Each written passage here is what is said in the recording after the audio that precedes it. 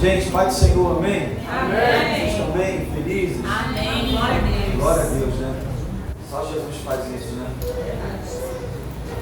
Hoje é Santa Ceia, um culto especial. A gente vai participar logo daqui a pouco. Ministrar a palavra, pretendo ser breve. E a gente vai estar falando lá em Mateus, capítulo 9, versículo 35. Quero trazer uma palavra bem prática, dinâmica para as nossas vidas hoje. Você achou aí? Achou aí, irmã Regina? Mateus capítulo 9, acompanha na tela.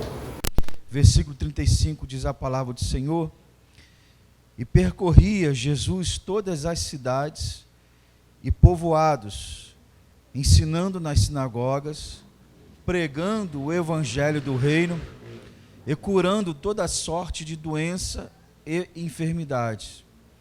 Vendo ele as multidões, compadeceu-se delas, porque estavam aflitas e exaustas, como ovelhas que não têm pastor.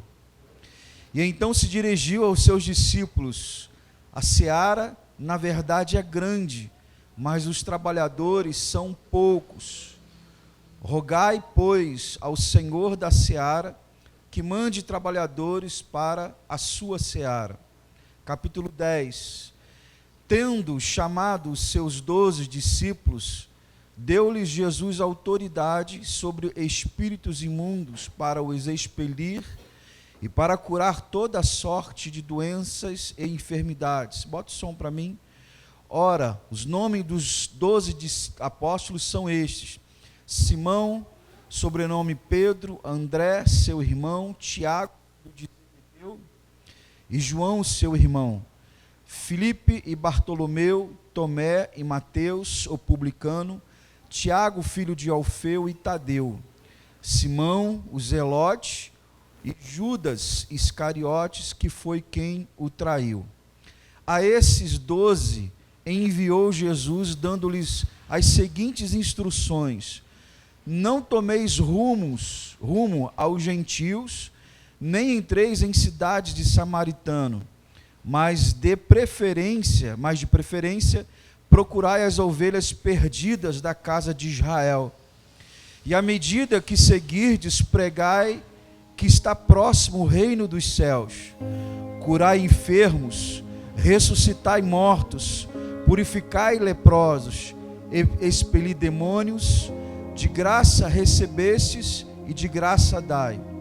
Não vos proveis de ouro, nem de prata, nem de cobre nos vossos cintos, nem de alforge para o caminho, nem de 2 túnicas, nem de sandálias, nem de bordão, porque digno é o trabalhador do seu alimento.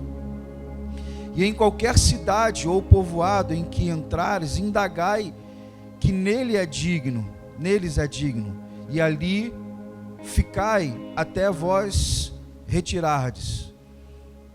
Ao entrardes na casa, saudai. Se com efeito a casa for digna, venha sobre ela a vossa paz. Se porém não for, torne para vós outros a vossa paz. Se alguém não vos receber, nem ouvir as vossas palavras, ao sairdes daquela casa ou daquela cidade, sacudi o pó dos vossos pés. Amém? Vamos orar. Fecha para mim aí a porta e bota aquele som bom. Vamos orar. Ó Deus, em nome de Jesus, Senhor, estamos na Tua presença nesta noite. Nós nos alegramos por esse momento especial, que é o momento de Santa Ceia. Que o Senhor venha falar ao nosso coração pela Tua palavra. A Tua palavra tem poder, a Tua palavra instrui, a Tua palavra ensina, a Tua palavra, Senhor, ela é poderosa, Senhor, para as nossas vidas. Nós possamos entender, Senhor, essa mensagem, a Tua palavra, aquilo que o Senhor deseja falar conosco, Pai, no nome de Jesus. Usa a minha vida nesta noite como instrumento, Senhor, Teu, para ministrar esta palavra, Senhor. Em nome de Jesus eu oro nesta noite, em nome de Jesus, amém? Esse texto aqui que nós lemos nessa noite, ele é um texto interessante, que ele traz uma narrativa, ele traz uma história, e é um texto que particularmente ele mexe muito com o meu coração. Eu tive meditando nesse texto por alguns dias, e a gente quando medita, né, no texto por alguns dias, Deus ele começa a abrir, né, o texto ele se abre para você, Deus começa a ministrar no seu coração, na sua vida. Eu já estou começando a sentir já o texto, né, de quando a gente estava estudando, como é que Deus é bom falando no nosso coração, vem choro, vem oração, vem, né, a presença de Deus para a nossa vida. E aí esse texto ele traz essa narrativa de uma história muito tremenda a respeito aqui dos discípulos de Jesus. O texto do capítulo 10 que a gente leu aqui, ele é resultado de uma visão que Jesus teve lá no final dos versículos do capítulo 9, foi por isso que eu li esse final do versículo para vocês, que diz o seguinte: percorria Jesus as cidades e aldeias, ensinando na sinagoga, pregando o evangelho do reino e curando todas as enfermidades e doenças entre o povo. E aí o ministério de Jesus, ele é marcado, ele é evidenciado por essas três ações. Jesus ensinava, isso está escrito lá no Sermão da Montanha, de Mateus capítulo 5, versículo 10 a 7. Ele pregava o evangelho do reino, está registrado em Mateus capítulo 4, versículo 17. Jesus ele manifestava o seu poder curando as pessoas, ressuscitando os mortos, libertando as pessoas. Isso está registrado lá, que o poder de Deus se manifestava em circunstâncias que se levantavam contra o povo, quando ele acalma a tempestade, quando ele cura o paralítico, quando ele ressuscita a filha de Jairo. Então Jesus é marcado por esse seu ministério de ensinar, de pregar a palavra, de estar manifestando o seu poder para curar e libertar as pessoas. E lá em Mateus, no capítulo 4, versículo 17, Jesus, ele, após a sua tentação no deserto, ele começa a pregar a sua palavra, né, o reino de Deus. Ele traz uma palavra, uma pregação que parece ser muito simples. Ele diz: arrependei-vos, porque pois é chegado o reino de Deus. Essa mensagem de Jesus, ela parece uma mensagem muito simples, significa chegado o reino de Deus, porque em Jesus Cristo, Deus ele vai cumprir as promessas de salvação. Então Jesus ele diz: arrependei-vos, porque é chegado ao reino de Deus.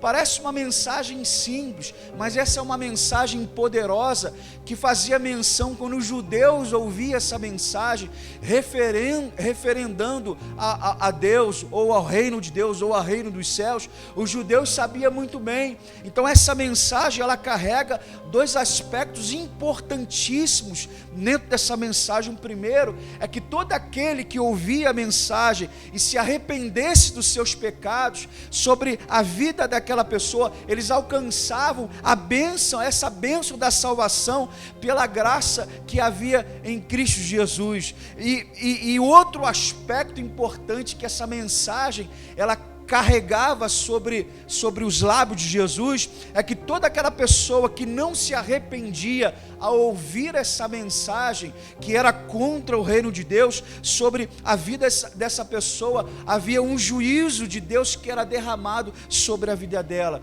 Então essa mensagem de Jesus Cristo: arrependei-vos, pois é chegado o reino de Deus, né? Deus, ele cumpriu em Jesus Cristo essa promessa de salvação. Então Jesus, ele fazia isso, ele percorria, no texto que nós lemos, as cidades, fazendo a obra, ele curando, ensinando e pregando o evangelho do reino de Deus. No versículo de número 26, Jesus ele tem uma visão, e eu confesso, irmãos, que eu fiquei dias meditando só nesse versículo 36. Jesus ele tem uma visão, e essa visão de Jesus, ela é tão poderosa, essa visão de Jesus, ela é tão impactante, né? Jesus ele vê uma multidão e se compadece dessa multidão. E eu meditando nessa palavra, porque Jesus ele viu algo que ninguém viu, irmãos. Jesus ele percebe alguma coisa ali que ninguém percebeu.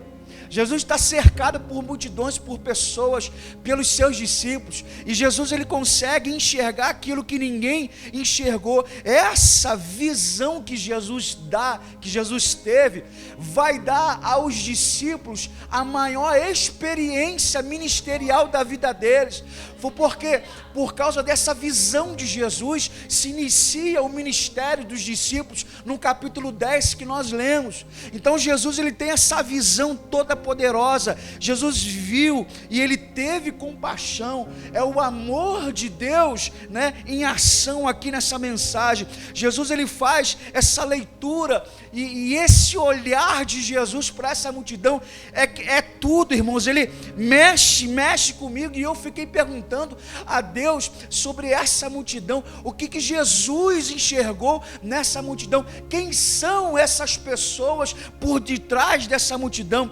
Ele vê uma multidão de pessoas, ele consegue ter essa percepção, essa sensibilidade de ser essas pessoas aflitas como ovelha que não tem pastor. E aí eu fiquei perguntando e me questionando a Deus, quem são essas pessoas? E Deus, o Espírito Santo de Deus falou ao meu coração: essas pessoas, elas fazem parte de uma promessa que Deus fez por intermédio de Abraão. Essas ovelhas que estão exaustas, que estão aflitas, como ovelhas que não têm pastor, faz parte de uma promessa que Deus fez por intermédio de Abraão. Essas pessoas são propriedade peculiar de Deus, que Deus falou lá para Moisés em Êxodo capítulo 19. O que significa propriedade peculiar? Significa que é algo tão precioso, tão valioso, que Deus ele se reserva para si mesmo. Então quem são essas pessoas? Foi para essas pessoas que Deus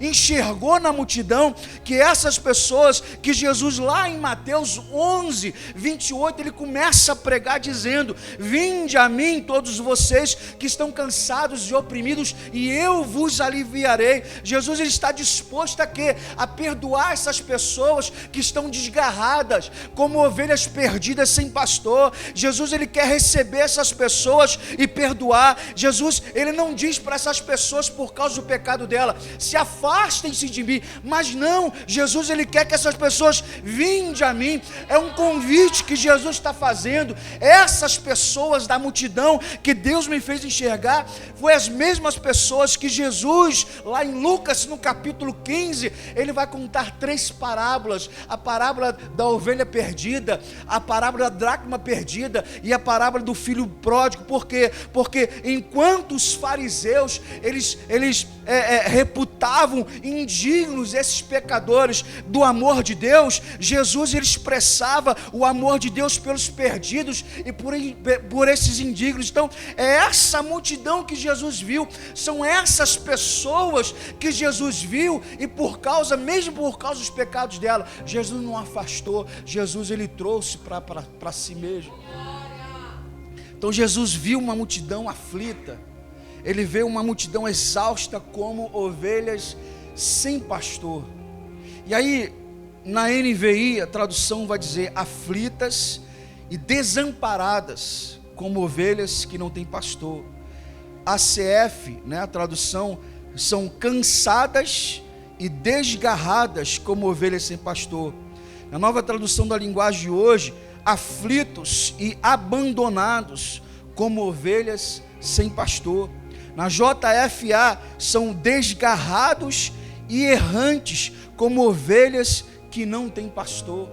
Jesus consegue enxergar além da multidão. Jesus consegue ter essa percepção. Gente, esse olhar de Jesus é tudo, é poderoso. E aí eu comecei a me perguntar: Senhor, será que talvez, se o Senhor me mostrasse essa multidão, será que a gente conseguia enxergar essa multidão e perceber aquilo que Jesus percebeu? Será que quando a gente olhasse para essa multidão, a gente ia ter essa sensibilidade de perceber as situações que Jesus percebeu? Talvez isso seja uma realidade para nossa vida hoje. Talvez a gente não conseguiria enxergar o que Jesus enxergou.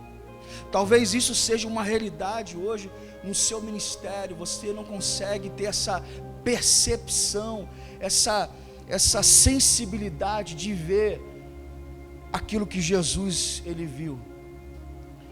E a minha oração pastoral hoje é que você possa ver o que está além das multidões. Eu quando escrevi essa frase aqui, eu falei assim, essa frase vai ser a frase do tema da mensagem, além das multidões. A minha oração é que você como igreja, nós como igreja, a gente venha enxergar além dessas multidões, que você seja movido no seu coração a ter o mesmo olhar que Jesus ele teve.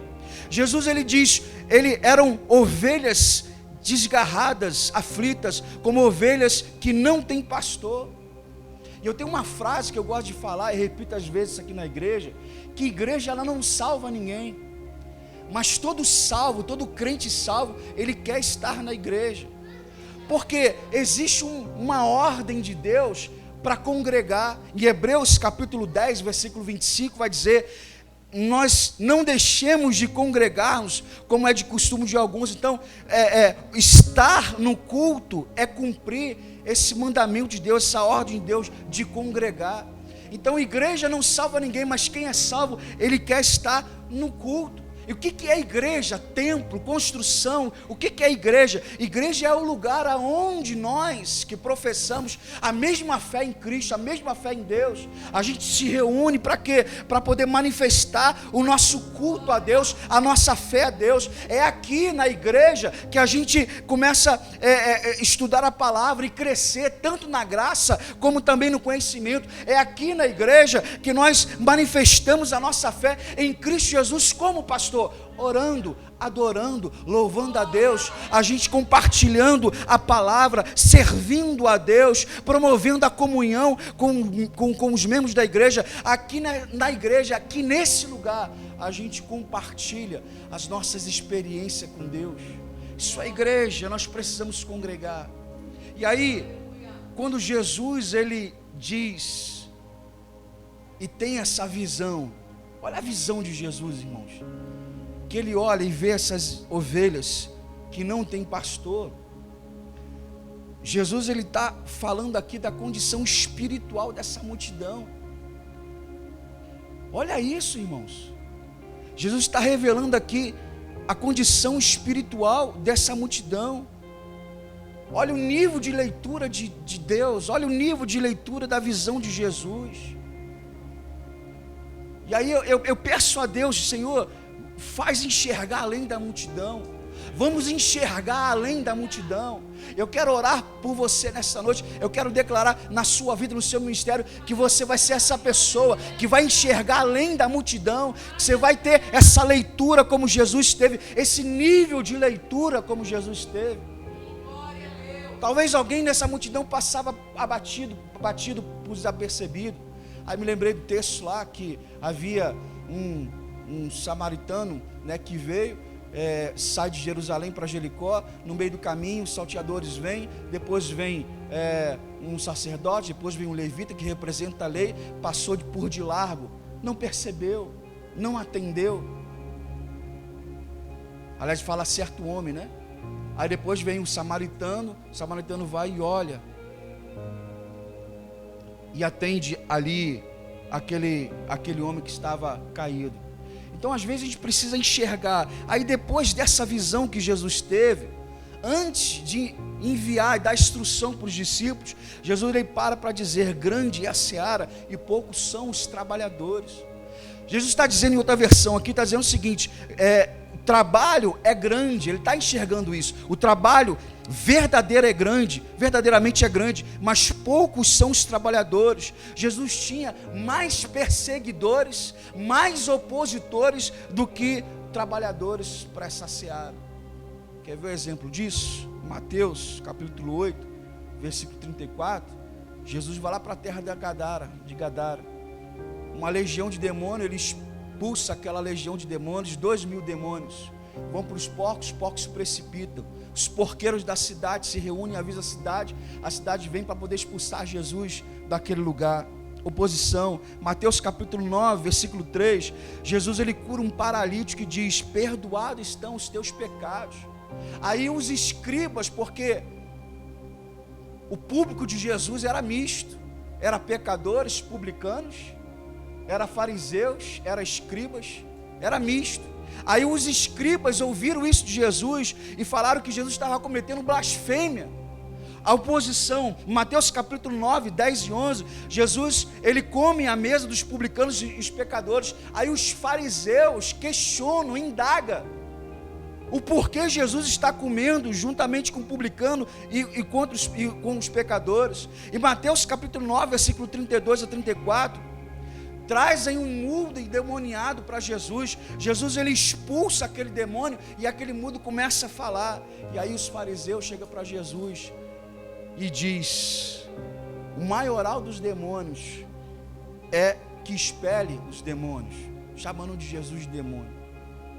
Então são os opositores. Jesus tinha mais opositores do que trabalhadores. A respeito dos fariseus que caminhava com Jesus ali, falava as coisas, a gente às vezes tem um olhar diferente dos fariseus, sepulcro caiado, hipócrita. Mas os fariseus, na época da Palestina, os fariseus, ele era a melhor espiritualidade daquele tempo. Em Isaías capítulo 10, versículo de 20 a 23, existe uma profecia de um remanescente fiel de Deus, e esse remanescente fiel de Deus são os fariseus. Se engana quem pensa que os fariseus era qualquer um. Fariseus não era qualquer um. Os fariseus no tempo da helenização, Grécia romana, isso aqui eu fui buscar lá nas minhas aulas de teologia. Nesse tempo grego-romano, no período helenístico, os fariseus eram aquelas pessoas que eles eram a resistência da palavra de Deus. Por quê? Porque havia influência de outros povos, culturas de outros povos que queriam inserir dentro de Israel. Só que os fariseus formavam essa resistência. Foi os fariseus, por causa da resistência dos fariseus, que a palavra do Senhor, a Bíblia que nós temos hoje, foi preservada. Foi por causa da resistência dos fariseus. Eles diziam: nós não precisamos de outra cultura aqui, nós servimos a um Deus vivo, nós temos um Deus, nós temos uma identidade, e nós não vamos aceitar nenhuma influência de cultura religiosa mais aqui. Foi os fariseus que ele tinha essa resistência, e a cultura judaica foi preservada hoje, até hoje, por causa dos fariseus. Só que os fariseus criou tantas leis rígidas que acabou se perdendo. Por isso que no tempo de Jesus falou para eles: vocês são hipócritas, vocês são como sepulcros caiados. E aí, esse é o público misto que Jesus tinha. Em Mateus capítulo 10, texto que a gente leu, inicia aqui, gente, o propósito da visão de Jesus. Aí a Bíblia vai dizer: tendo chamado os seus discípulos, deu-lhes autoridade sobre os espíritos imundos, para os expelir e para curar toda sorte de doença e enfermidade. Até o capítulo 10, só Jesus ensinava. Até o capítulo 10, só Jesus pregava. Até o capítulo 10, só Jesus curava, ressuscitava, expelia demônios. A partir do capítulo 10, Jesus ele dá essa autoridade de Jesus para pregar, para os discípulos pregar, libertar e curar. E nós precisamos usar essa mesma autoridade que Jesus deu para a gente, para você pregar o Evangelho, para você anunciar a palavra do Senhor, para você orar por alguma pessoa e essa pessoa ser curada. Nós precisamos usar essa mesma autoridade que o Senhor nos deu para poder libertar e curar aqueles que estão cativos, em nome de Jesus. Aí ele diz: tendo chamado, no versículo que a gente leu. E aí o Espírito Santo me fez ir lá em Mateus capítulo 4, no versículo 18 a 19, sobre esse chamado de Jesus, aquilo quando Jesus chama. Gente, olha a coisa tremenda. Eu não sei se estou conseguindo passar essa essência do que eu senti. Mateus 4, 18, 19, Jesus ele chama Pedro e André. Qual foi a palavra de Jesus? Vinde após mim e eu vos farei pescadores de homens. No versículo número 20, a Bíblia vai dizer que eles deixaram imediatamente as redes e seguiram Jesus. Irmãos, nós fomos chamados para servir a Deus. Quem crê nisso? Nós fomos chamados para servir a Deus. Você não foi chamado para ser voluntário no reino. Você não foi chamado para ser voluntário ou se apresentar quando dá. Você não foi chamado para você ir quando estiver disponível ou disposto. Você não foi chamado para ir quando dá. Quem entende o chamado de Deus da sua vida, abre mão da sua própria vida por amor a Cristo. Nós somos salvos para servir ao reino de Deus, e essa verdade está registrada em Mateus capítulo 10, versículo 39. A Bíblia vai dizer, o próprio Jesus vai dizer: aquele que achar a sua vida, perdê-la-á, mas aquele que perder a sua vida por minha causa, esse achá-la-á. A causa de Jesus é o reino, e o reino de Deus é o quê? É apresentar Jesus como Senhor e Salvador para as pessoas. Nós fomos salvos para poder apresentar as pessoas aflitas, exaustas, desamparadas, desgarradas, ovelhas como sem pastor, apresentar Jesus como Senhor e Salvador para essas pessoas. Entenda isso em nome de Jesus. Entra na mesma frequência. Você não foi chamado para ser voluntário. Isso aqui é algo importante para a igreja ouvir. Ou quando está disposto, ou quando está disponível. A gente não está aqui brincando de ser igreja, não. O nível de envolvimento da igreja precisa melhorar. O seu nível de envolvimento com a igreja precisa melhorar. Falta entusiasmo, falta entrega, paixão, engajamento. É estar envolvido com a causa do Senhor. E eu, como pastor, enxergo isso, irmãos. Eu percebo pessoas, eu enxergo pessoas. E às vezes eu vejo pessoas que não conseguem se conectar com a igreja, não conseguem se conectar com o reino, não conseguem se conectar com o serviço da igreja, do reino. Não é uma crítica, é só uma observação.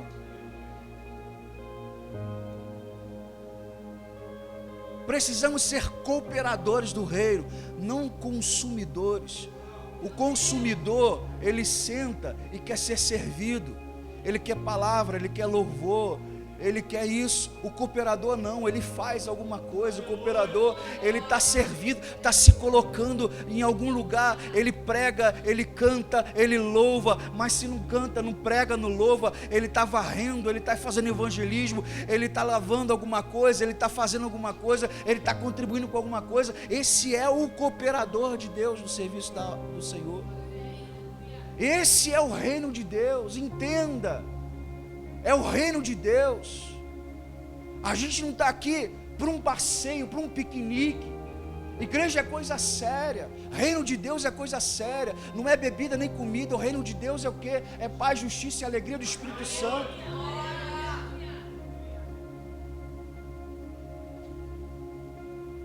Eu escrevi isso aqui, tem muita gente inteligente aqui. Tem muita gente boa, tem muita gente talentosa aqui. Tem muita gente boa aqui, que quando você começar a se conectar com o reino de Deus, com a obra do Senhor, e estiver na mesma frequência da igreja, da palavra de Deus, você vai ser potência aqui nesse lugar. Nós vamos explodir esse lugar em nome de Jesus. Versículo 2. Os discípulos, quais são os nomes dos discípulos? Ele vai dizer, os 12 apóstolos: Simão, Pedro, que é o Pedro, André, Tiago, Zebedeu, filho de Zebedeu, João, seu irmão, Filipe, Bartolomeu, Tomé, Mateus, Tiago, filho de Alfeu, Tadeu, Simão, Judas. 12. Dá A água está aqui.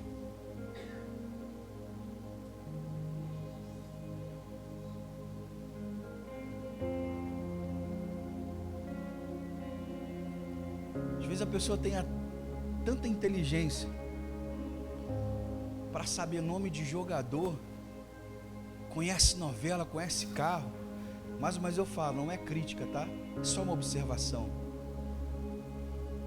Mas não conhece o texto, nem a característica dos discípulos de Jesus.